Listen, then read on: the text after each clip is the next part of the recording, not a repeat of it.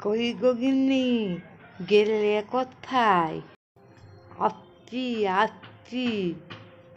কোথাও কি যাবার জো আছে? তোমাকে বিয়ে করে তো জীবনটাই আমার শেষ হয়ে গেল। আমি ছিলাম বলে তোমার বাবা বেঁচে গেছেন।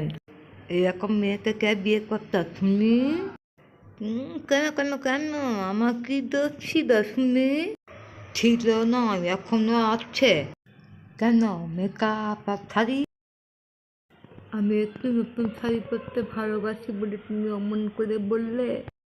একটু না, মাসে দুটি করে তোমার শাড়ি চাই।